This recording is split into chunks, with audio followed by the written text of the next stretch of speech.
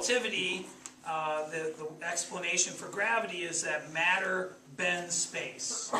And so you put mass in a place in space, it warps space-time, and objects are not feeling a force of gravity, they're just following the natural curvature. And so this is a sheet of Lycra. Where do you get this? This is my old bike shorts. No, there's literally a spandex.com. You can get a sheet like this if you buy the sale stuff, so you don't care what it looks like, right? For like 20 bucks, maybe less, depending on the sale. And so you put matter, and it warps space-time. And so if I have another object, it also warps space-time. They feel that, and they're attracted to each other. And so that's Einstein's picture of gravity. Objects warp space-time, feel that curvature, and move accordingly. And if you have more mass, you're right there on that. Oh. If you have more mass, it's going to bend space-time more. And so if you have objects here, they are going to respond to that, right? And so you put something there, now it's attracted.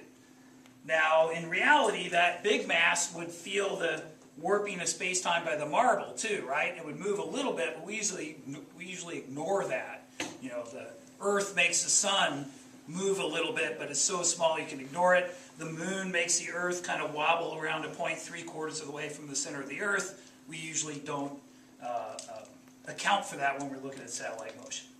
Well, instead of just letting go of one, what if I give it a sideways push? Now it orbits. Now it's losing energy, which wouldn't happen in the solar system, right? Not noticeably. There's some perturbations from other planets and things, but this one does lose energy and spirals in. If I don't push it as hard, it will do an ellipse for a while anyway. And let's get some more here. So one of the things I thought of to do with this is when you study the solar system, all the planets are going around the sun the same way. Why is that? Did God decide that he only liked clockwise, or depends on whether he's above or below the solar system, right? Why is everything going in the same direction? Well, the answer is it wasn't. Different directions. But there was a preferred direction. The disk it formed from had a slight preference one way versus another, and things going the opposite way got eliminated, and when it's all said and done, everything's going the same way. That works 90% of the time. Is it like the toilet flushing? Southern Hemisphere? Wow, can you do that again? And so, it won't work then. And so I have slightly more in one hand than another, but I don't consciously do that. And you want to get them so they spread out a little when you throw it. It's because they're colliding with each other that you... The ones going the wrong way get eliminated, right? Now there also would have been, this is where this analogy breaks down. There's, another dimension, right?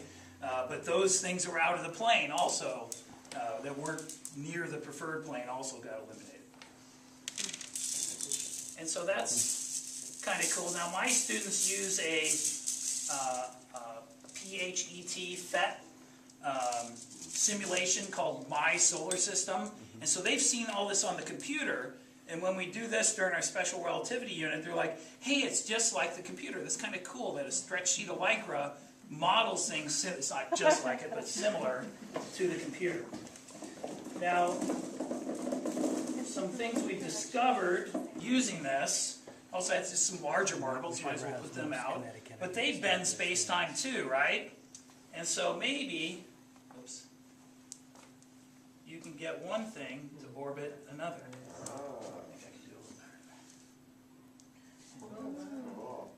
There we go. Oh my God. So the Earth-Moon system, maybe? And so you can see that this seam, you can't buy Lycra this big. You get it in rolls, and you have to sew it together. I've been told to use stretchy thread to sew it together. And so next time I do it, I'll do that because it pulls. And so just a little bit of thread fixes it. And so in the morning, when I first set this up, I'll have it leaning against the table. I'll be underneath fixing holes from last year. One time my principal walked in. And I hear somebody in the room, and I'm underneath. I'm in the middle of sewing it. I'm not going to pause yet. And then he's looking around for me, and he kind of knows somebody's in the room. And he says, "Oh, there you are." He goes, "What are you doing there?" And I go, "I'm repairing a rip in the fabric of space-time. What do you think I'm doing?" How often do you get to say that? Another thing this does, you've probably seen plastic ones of these, right? The Discovery Center, Children's Discovery Museum in San Jose has one. The Exploratorium has one. Sometimes they have them at shopping malls to get you to put money in it.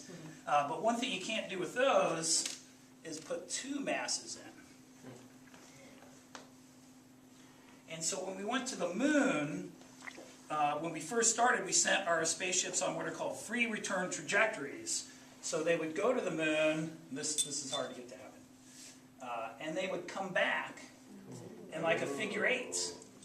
And so that lets you show, now of course the moon's a lot smaller, but if you look at the plots of the free return trajectory back from the Apollo program, you'll see it has a figure eight sort of shape. And so this takes a little bit of practice to be able to do the figure eight. These clamps around here, you can adjust it to make it tighter if it's not working. So Steve and I, when we set this up in the morning, we played around with it, and actually I think it was working better than it usually is. All of this, so not easy to do. And so I go through that. One year, a kid who read some stuff about the dark energy. We have our dark energy pole. It's over there. I happen to have an extra pole. I guess any of these would work. And so I'm just thinking, oh, dark energy, what is that? That makes everything come apart, right? And so dark energy would be that.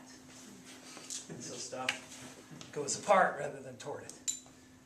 So if you can work in dark energy anytime, right? And so I go through that spiel. Maybe it takes me 10, 15 minutes talking with the kids, just stuff they're not familiar with. And then I just let them play.